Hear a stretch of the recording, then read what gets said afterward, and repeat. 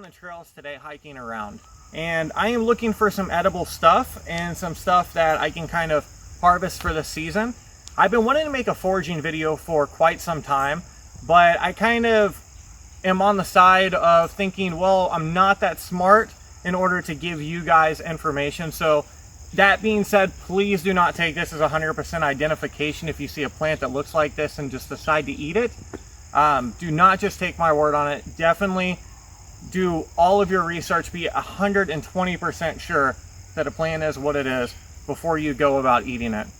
That being said, we are going to go see what we can find as far as foraging. We're going to see what we can do, and yeah, let's get out there.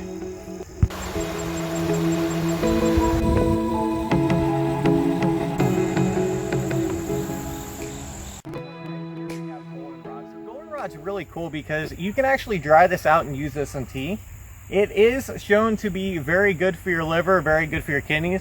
It acts as a diuretic, so if you have a urinary tract infection, anything like that, you can actually boil this in hot water after it's dried out, and it will help out with that. So it has been used in quite a bit of herbal tea, and I really like it. I really like the smell. Just at this time of year, it's really nice to have all of this around, because I'm in Ohio, and I don't know about you or where you're at, but I'm seeing this everywhere, and I absolutely love the smell. And down here is actually one of my favorite plants for this time of year, just absolute favorite. I love the taste of this. This is white aster. So white aster is a little bit smaller than, I would say quite a bit smaller than purple aster. But white aster has a really, really good taste to it. It's like a chalky, bitter taste. So it's really, really nice. I use it as a trailside nibble, just kind of eat on it as I'm going. You can use it in tea, you can dry it out, and then actually boil it in tea, maybe with some goldenrod.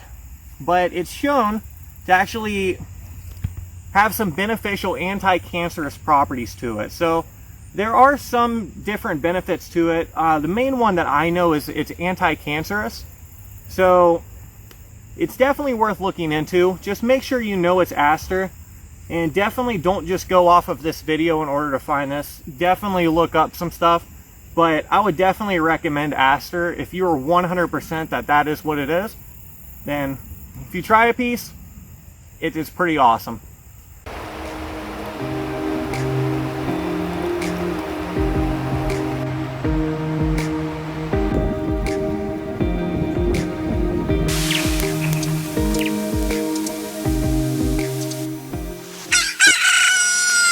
So we were actually walking and we came across this, which is super cool. This is just a bunch of dead wood all stacked on top of each other, and we found a really cool find. So this is Laetoporus cincinnatus, the white pored chicken of the woods. So this is a great edible mushroom. It's medicinal and it's just really nice. So this is lighter than your traditional chicken of the woods, but we actually have a lot more of this growing around here than we do the chicken, and it is absolutely amazing. I love this. And I'm going to go ahead and show you a closer look at this.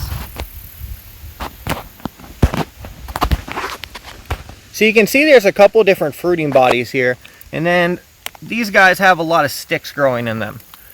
But it's really cool to find. So this one I actually am going to be taking home and eating. But it is really cool because these guys tend to grow in the same place every year. So when they fruit, they tend to grow in the same place. So I'm definitely going to be mapping this place down, and I'm really stoked to actually find something like this. And then right next to it, this is a cool plant to go in and show you as well. So these are called jewelweed. I believe the more proper name for this is touch-me-not. So touch-me-nots are really cool because what these actually are and where they get their name from is they get their name from their seeds. So their seeds, when they're ripe, if you just grab a hold of them, they're going to fire off. So you've seen that, they just explode. So when the seeds are ripe and they're ready to actually go out, you just squeeze them, they're going to fire off. And you can do it pretty much anywhere on the seeds, and they're just going to fire off. So they're really cool. That one's not ripe, but they are really cool plants, and that's where they get their name, touch-me-nots. So what's really cool is the seeds actually taste like almonds on these things, and I believe the whole plant is edible, but you do have to very heavily cook the toxins out of touch me not stems and leaves. So I choose not to eat these, and the flowers can actually act as a laxative as well, so I stay away from those. But these are really cool plants. This is actually a spotted touch me not, and if you see, the reason I really like these plants is because the stem grows on the top. It's very, very different than any other type of plant. Really, really cool flower, and they're just a really cool flower to identify and just know what they are.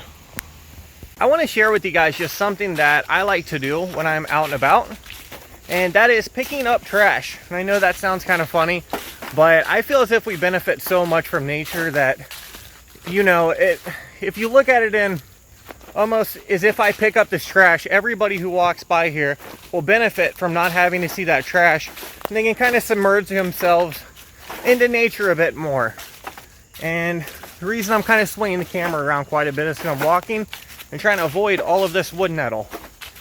So it is wood nettle country right now here, and yeah, so really cool thing you could do, just kind of give back to everybody who is going to walk by in the future, and just give back to nature in general. Just pick up some trash, whether you're in a parking lot, whether you're out in the woods. If you see something, pick it up, take it to a trash can, recycle bin, whatever you do, you'll be helping. It won't fit in. So actually really cool news on this. This is actually Laetoporus sulphureus. So it's yellow on the bottom, which I couldn't see the pores when we were first out. And I assume this was Laetoporus cincinnatus just because we had kind of a paler top. So Laetoporus cincinnatus seems to be quite a bit lighter than chicken of the woods, which this actually is. But the bottom is a dead giveaway. This is chicken of the woods, and I am super stoked on actually finding this because this is kind of rare for me. And I went ahead and made the best of it. I went ahead and grabbed every single little piece that wasn't, you know, bound in sticks. So I mean, this is a really, really cool find. So right now I'm scrubbing them off, and then we're going to fry some of these up. All right, so we have them cooking, and we are also using infused olive oil, so this should be really good with wild mushrooms. As if it's not going to be wild mushrooming enough, but we have some butter going, and yeah, this is looking to be really good. Kind of went overboard on the parsley a bit, but if you break it, you can kind of see it. This is going to be, since it is older, it's going to be a lot harder to actually break apart and stuff, so more like mushroom chips, I guess you'd say. But still really, really tasty. And when this stuff is new, it actually has like a texture much like a chicken. It's kind of crazy. I guarantee you could fool somebody thinking that it's actually chicken. But yeah, so I hope you guys had fun foraging, and I'm gonna have fun eating this. And I have to say, if you would have told me a year ago that I was gonna be cooking on Ghostfire Electronics, I would have thought you were absolutely insane. Well, let's get to circuit bending.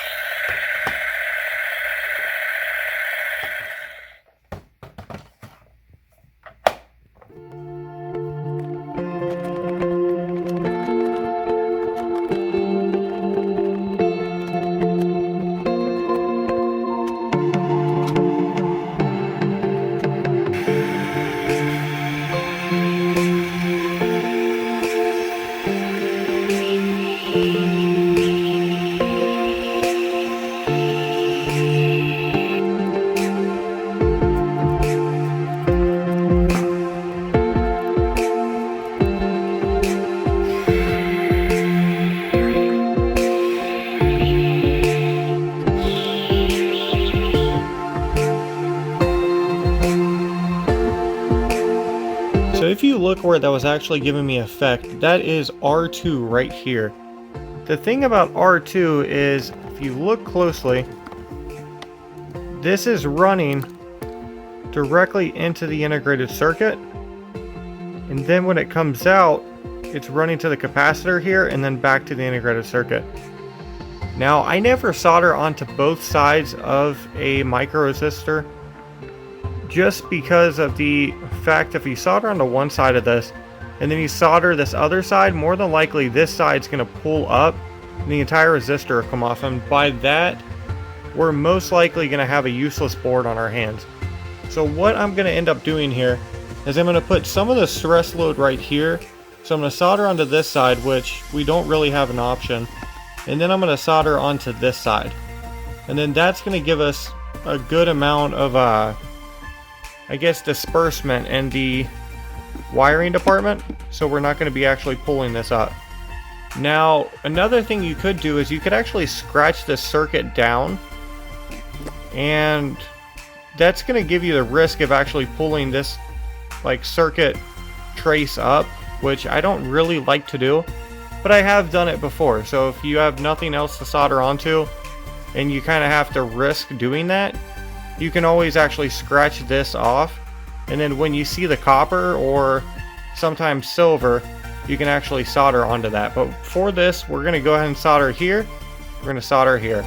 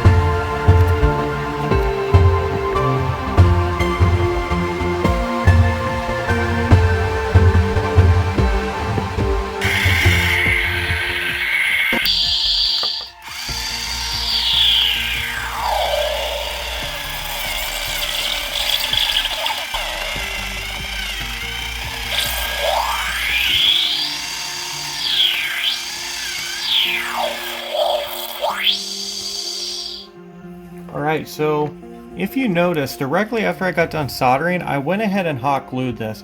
The reason being is because these aren't attached to the bottom of the board in any way. They're only one-sided, so these things pop off really easy.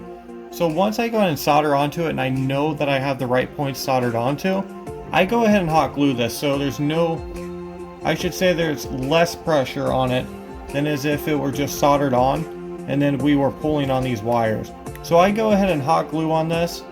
I find it easier to do because I have had trouble and I have run boards like that. So that's what I would recommend to do.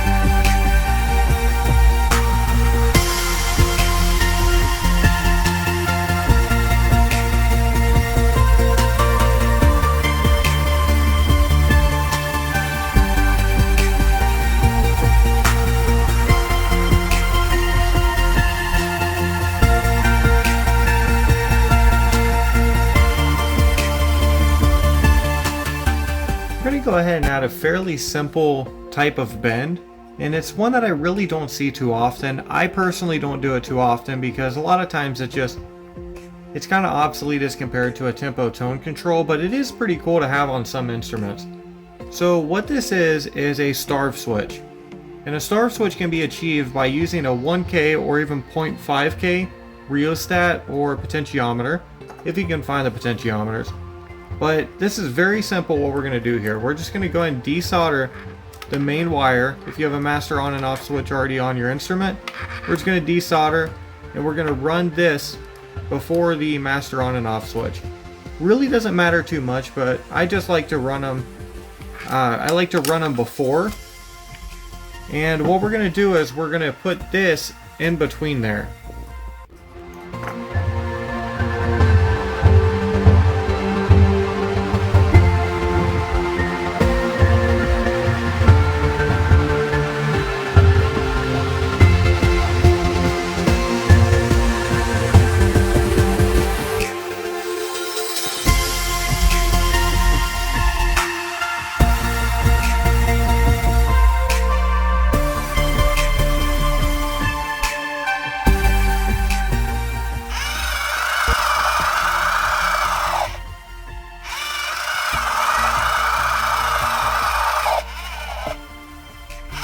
As you see, it is starving the instrument, but we have all of this space.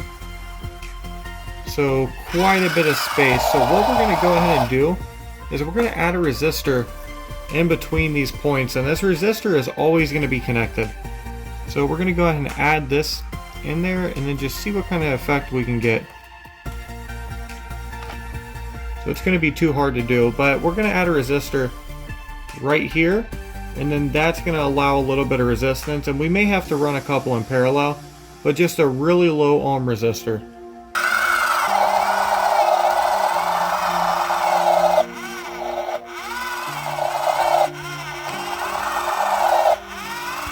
So as you can see, we can drop this almost to the point where it's shutting down. That's exactly where we want it. We want full range on this, so where it's all the way on to almost shutting down. So that's going to give us really good range here. Now this is going to be a bit different.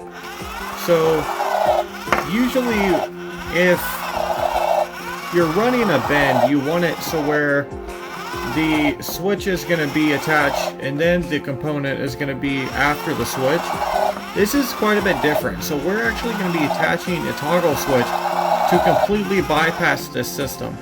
So what we're going to be doing here is essentially we're putting a toggle switch on each side of this, and then the toggle switch is going to allow this instrument a way to bypass this.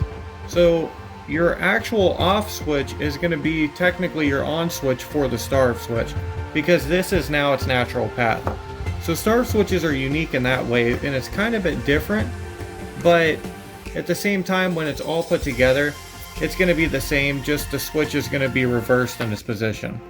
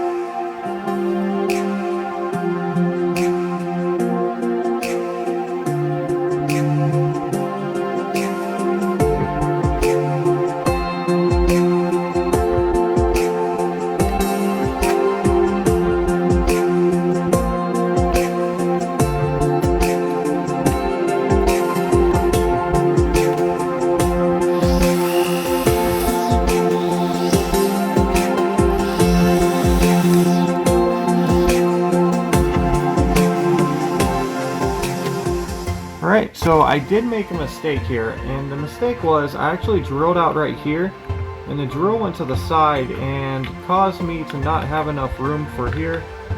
And that was actually my fault because I was rushing and I wasn't drilling pilot holes. So what we're going to do is we're going to go ahead and try to swap this Prosound into this, and then we are going to put the start switch into here. So it's going to be a bit different, but we're going to go ahead and try it and then see if it works, because I believe we have a little bit more room over here.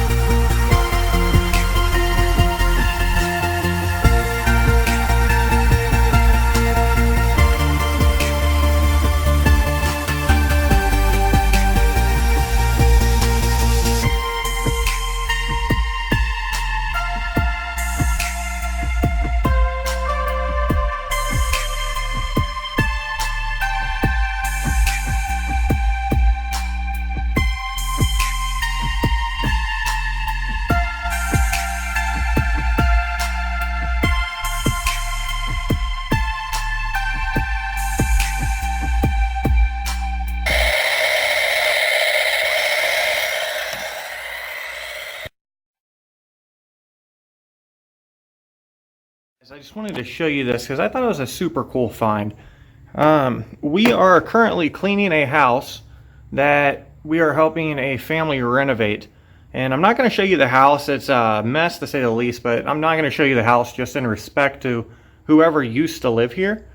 But I did find these, so the deal is that we can kind of keep whatever we want in the house. And I found these that I wanted to show you because I think are pretty freaking cool. Now, I don't know what this dude does exactly, but it's a Pikachu. He needs some serious loving, and we're definitely going to have to shampoo him and, you know, do whatever. But when you kick the switch on, he comes on. So we know he does something. Then we have this guy who's eating Pikachu's head. So it makes kind of a Godzilla sound, so I thought that was super cool. Then we got this guy. Why is this so out of focus? It's pretty dark in this house. This is a stick-up. So I thought these would be super cool little projects, and plus my stuff kind of looks like horror dolls by the end anyway, so I thought that would be pretty cool. But I just wanted to share that with you guys. I hope everyone has a super fantastic Sunday, and I will see you guys later.